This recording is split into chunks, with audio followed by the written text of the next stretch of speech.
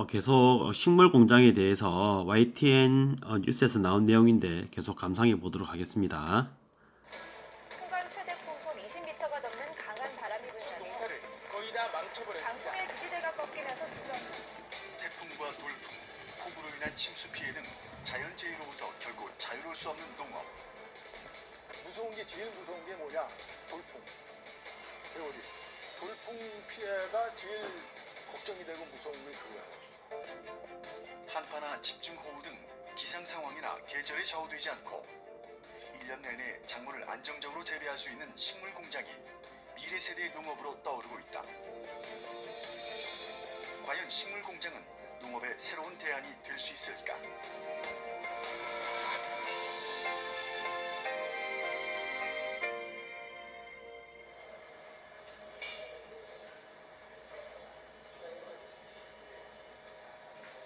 서울 도심에 위치한 한 식물 공장.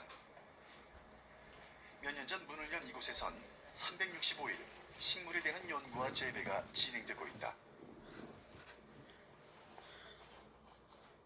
특히 이곳에서 주목하고 있는 건 고부가가치 작물로 꼽히는 선인장이다.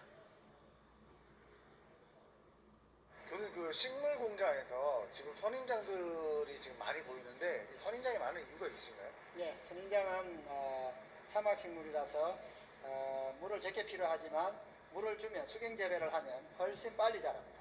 그것이 하나 이유고요. 그 다음에 이제 선인장은 햇빛이 비칠 때 인공 재배를 하면 타는 경우가 많은데 우리가 빛을 조절하기 위해서 이렇게 4단으로 재배하니까 4배를 재배하면서도 빛을 최대한 활용할 수 있다. 이런 것이 또 하나의 장점이고, 그 다음에 이게 비싸게 팔 수 있으니까 소득이 높게 유지할 수 있습니다. 그래서 고부가 작물을 재배하는 그것이 세 번째 이유입니다. 들이는 노동력에 비해 비교적 고가에 판매되고 자동화 시스템으로 인해 대량 생산까지 가능해 아직까지 좋은 수익률을 내고 있다. 이것을 대량 생산해요. 우리 용과 같은데 이거 1m씩 2m씩 자라는 거 끊습니다. 요 새끼들이 이 자구를 하나씩 땁니다. 그래가지고 이제 요것을 여기다가다가 딱 얹어놓죠. 한 3개월 남짓되면 이렇게 큽니다. 그럼 지금 이 노란색 전목생장 이 식물은 부가가치가 높은가요? 이것은 이제 보십시오.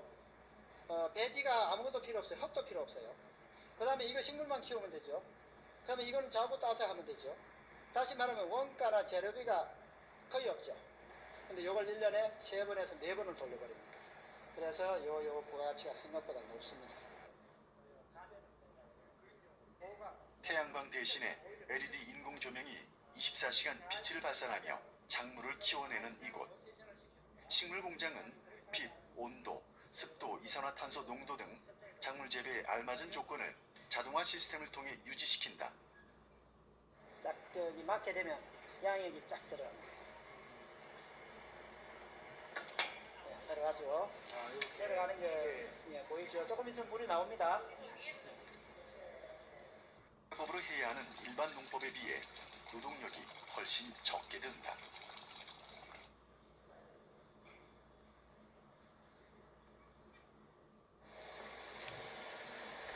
여기는 뭔가요? 이것이 이제 식물이 먹고 사는 영양분을 공급하는 것입니다. 인삼 같은 비료를 식물이 꽃을 키우기 위해서 꼭 필요한데 DNA도 만들고 나중에 적조 현상을 일으키고 환경 문제를 일으킨단 말이에요. 여기에는 버리는 게 거의 없고 저기 가서 식물이 자라고 난 다음에 양액이 다시 돌아와가지고 여기에 부족한 양액만 다시 보충합니다. 그러니까 계속 순환하니까 버리는 게 하나도 없어요. 이런 시스템은 비료나 농약 사용 등 기존의 농업 재배가 환경에 미치는 안 좋은 영향도 줄일 수 있다는 게 또 하나의 장점으로 꼽힌다.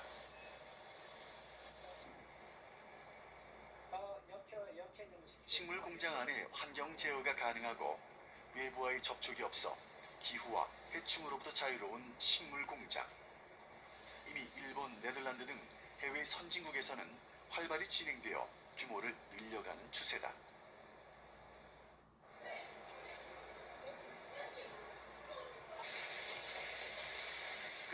중에서도 식물 공장의 채소는 이미 여러 곳에서 사용되고 있다. 농환경, 유기농 채소가 각광받는 요즘 시대의 흐름과 소비자들의 니즈가 부합해 많은 이들이 선호하고 있다.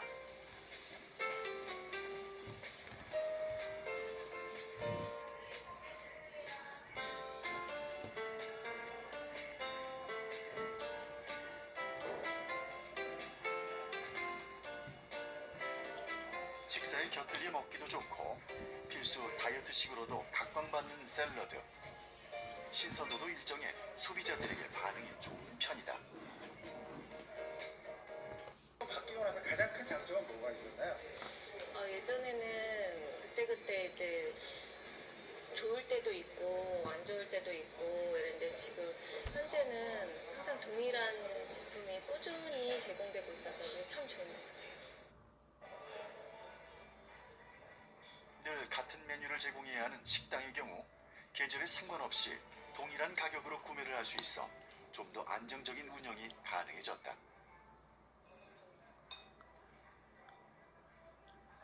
그렇다면 식물 공장의 채소들은 어떤 경로를 통해 소비자들의 식탁에 오르고 있을까?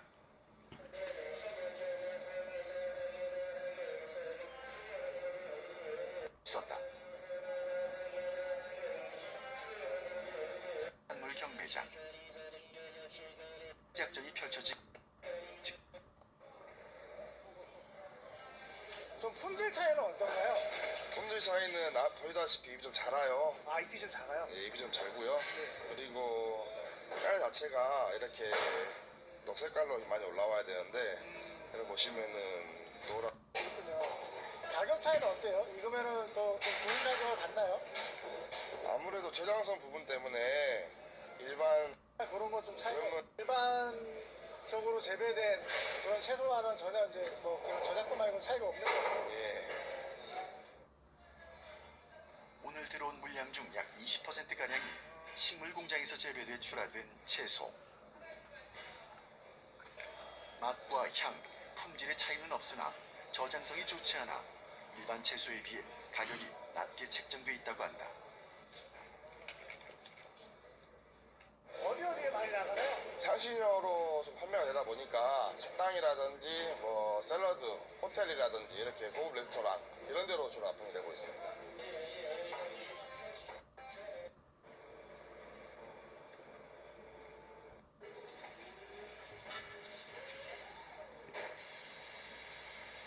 식물 공장이란 이름에 걸맞게 대형 시설 안에서 초록색 채소들이 한창 재배되고 있었다.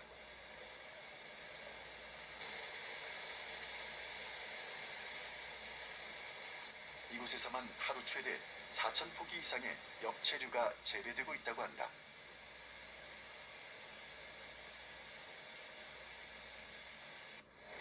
지금 여기에 심어져 있는 것들이 어떤 것들이 심어져 있나요? 여기 심어져 있는 채소들은 주로 이제 샐러드용 엽채류, 멀티그린 1, 멀티그린 3, 멀티레드, 버테드 레터스가 있고요. 일반적으로 우리가 알고 있는 농사 방식과는 조금 다른 식물 공장의 재배 방식. 햇빛 대신 LED 조명을 사용하고 온도와 습도 등 식물에게 최적화된 환경 유지가 가능하다. 일반 농사법과 가장 큰 차이는 토양 재배가 아닌 수경 재배가 주를 이룬다는 것이다. 여기 보니까 흙이 없고 물이네요. 무슨 차이인가요? 수경 재배 방식이고요. 여기 보시면은 그 뿌리가 물 양의 흐름에 맞춰가지고 재배를 좀 하고 있고요. 이거를 정기적으로 물 클리닝을 좀 하고 있습니다. 채소 재배에 큰 영향을 미치는 빛 조건을 제어해 에너지를 절약하면서도 식물의 빠른 생육을 돕는 신농사법. 식물 공장에서 주로 하고 있는 수경 재배 방식은 땅이 없어도 농사가 가능하고 1년 내내 엽채류의 생산이 가능하다. 흙을 이용해서 토양에서 키우면 연작 피해가 있을 수가 있습니다. 하우스나 노집에 다 똑같고요. 1년 내내 똑같은 작물을 키울 수가 없기 때문에 저희 수경 재배 방식은 연작 피해가 없이 1년 내내 똑같은 작물을 정기적으로 수확을 할 수가 있습니다.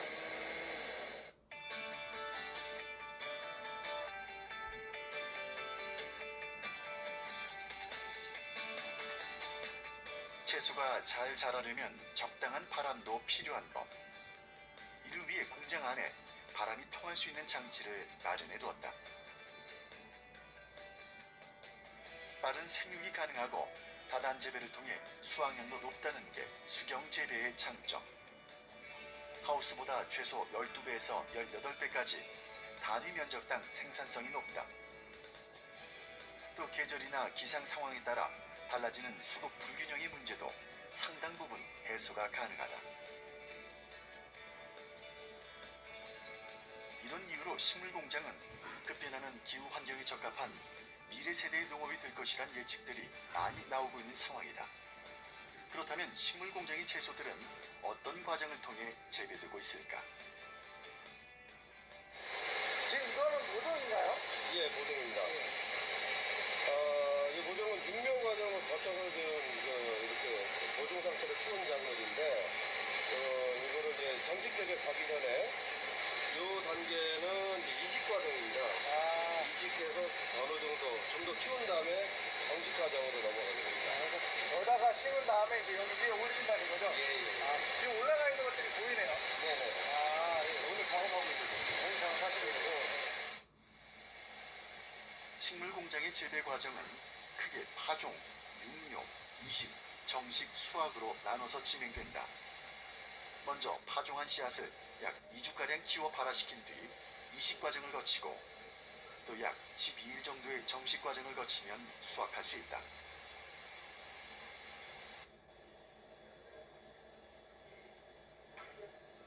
약 한 달가량이면 파종에서 수확까지의 빠른 생산이 가능하고 전 과정이 한 공간에서 이루어지기 때문에 작업 동선을 줄일 수 있어 각자 맡은 파트를 분담했고 어렵거나 힘들고. 그러면 일하시는 속도 차이 뭐 그런 것도 있어요? 속도 차이는 아무래도 하우스보다는 수경 재배 시설인 식물 공장이 좀 더 빠르긴 합니다. 시간 대비로는 40분에서 50분 정도 속도 차이는 좀 난다고 느껴요. 이렇게 많은 장점에도 불구하고 아직까지 대다수의 농민들은 기존의 방식을 고수하고 있다. 일반 농민들에겐 초기에 드는 설비비가 부담스러운 게 현실. 이는 식물 공장에 어쩔 수 없는 한계로 보인다. 기존 노지나 하우스 재배의 단점을 상당 부분 극복이 가능했기 때문에 좀 상당히 부담이 됐지만 투자를 결정을 하게 됐습니다. 투자 비용은 평당 약 1,000만 원이 소요가 됐고요. 200평 규모에 지금 20억이 투자가 됐습니다.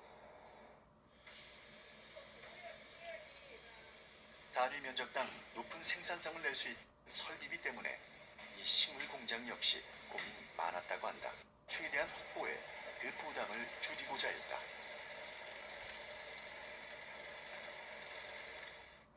식물 공장이 초기 설비 투자가 상당히 많이 드는 시스템인데 저희는 이미 기존 유통망이 다 준비가 되어 있었고 그 유통망을 활용을 해서 유통을 하기 때문에 마진을 확보할 수 있었습니다. 일반 농민들은 식물 공장에 대해 어떻게 생각하고 있을까? 한 하우스 농가를 찾아 직접 그 얘기를 들어보기로 했다. 30년 넘게 농사일을 해오고 있다는 베테랑 농사꾼 딸을 지었는데 점점 규모를 늘리고 설비를 보수해 지금의 하우스가 됐다. 선생님 여기 지금 보니까 다른 일반 하우스와는 다르게 설비들이 되게 좀 잘 갖춰진 것 같거든요. 네네. 어떤 차이가 있나요? 같은 시설 하우스라도 일반은 그냥 이런 시설이 없이 그냥 땅에 토경에다가만 심잖아요. 이거는 이제 보시다시피 이렇게 이 책상식으로 올라와가지고 이걸 이제 베드라고 그래요. 베드라는 베드 설치를 해서 이것이 이 작업성이 원활하고 또 이 전체적으로 우리가 쉽게 일을 하기 위해서 이렇게 만드는 거예요. 베드가 있군요. 네. 작업하기에 용이하도록 직접 시설을 설치해 변형을 준 하우스. 같은 공간의 활용을 극대화하기 위한 주인의 고민이 곳곳에 드러난다. 덕분에 일반 토양 재배를 할 때보다 수확량은 30에서 40%가량이나 늘었다. 수지 단가가 손익분기점에 들어서는데 많이 하려니까 저기 많이 나가요. 임대료가. 그래서 쩔쩔매다 보니까 그럼 임대료도 조금 들어가고 똑같은 평수에서 똑같은 그보다 많은 수확을 할 수 있는 것이 이런 수경재배 쪽이다 가서 그거를 배우고 익혀가지고 이쪽으로 이제 발을 들여놓게 됐습니다. 사실 식물 공장의 시초는 이 하우스에서부터 시작됐는데 연작 재배가 불가능한 기존 토양 재배의 단점을 극복하고 실내에서 작물을 키우며 연중 생산하기 위해 고안된 것이 바로 하우스와 온실 재배인 것이다. 이곳은 자동화 시스템도 곳곳에 적용시켜 놓았다.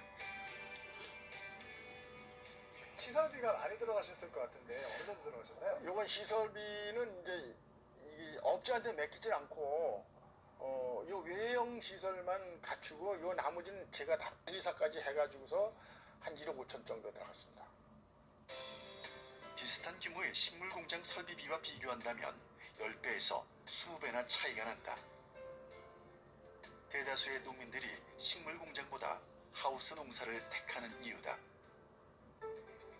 하지만 집중호우나 폭설 등 자연재해 앞에 자유로울 수 없는 하우스 농가. 농민들의 고민은 클 수밖에 없다. 아직까지는 일반 우리 농업인들한테 보급하기가 좀 이르지 않겠느냐 하는 생각이 들어요. 농업 환경이 일반 시설 하우스보다도 이 토경에서도 충분히 많이들 하고 있기 때문에 그렇게 큰 투자가 우리한테 와 닿겠느냐 하는 것은 문제점이죠. 문제점인데 이제 좀 생각을 좀 해봐야 되는 문제라고 봐요. 햇빛이 없고 땅이 없어도 1년 내내 안정적으로 작물을 생산할 수 있다는 건 누가 들어도 솔깃한 얘기다. 하지만 투자 자본이 많지 않은 농민들에겐 현실적으로 불가능에 가까운 얘기다. 식물 공장이 미래 농업의 대안이 되기 위해서는 이를 보완할 수 있는 실질적인 지원과 도움이 필요해 보인다.